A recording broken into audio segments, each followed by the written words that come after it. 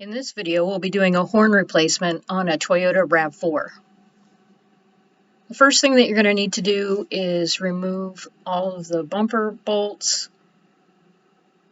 and the tabs that are holding all of the undercovers to that bumper so that you can remove the bumper.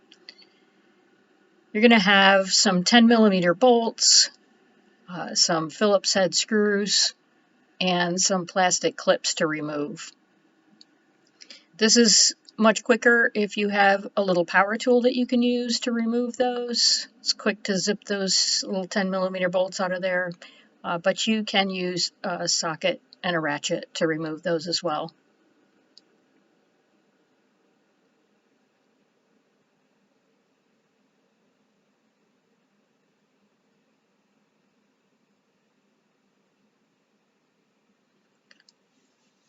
When you have a horn problem, the first thing that you want to always do is check your fuses and your relays before you start removing everything to make sure those aren't bad. And if you look in your owner's manual, you'll be able to find where those fuses and relays are so that you can check them.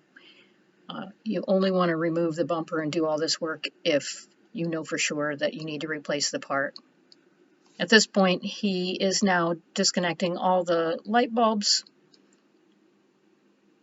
and there was one last screw on the bottom, and he can remove that bumper. And then you want to set that aside so it doesn't get damaged.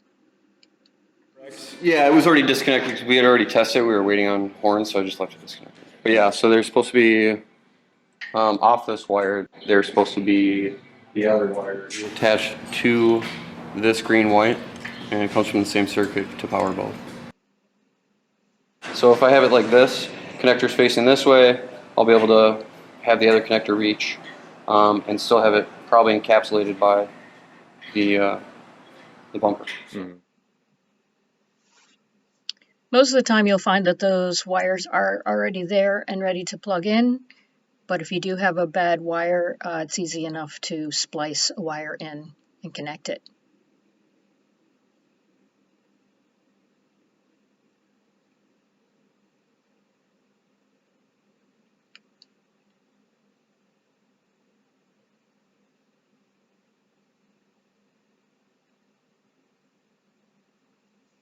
Once you connect everything up, before you do anything else, you want to make sure the horn works before you put the bumper back on. Once you know that everything is working, then you're going to reinstall the bumper. You're going to start by plugging the lights back in.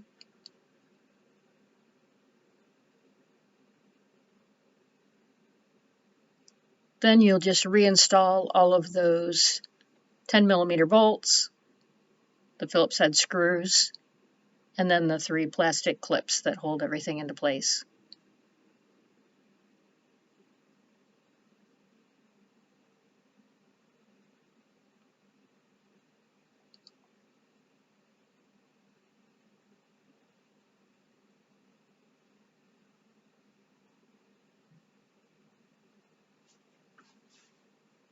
And then once you have all those in, you're good to go.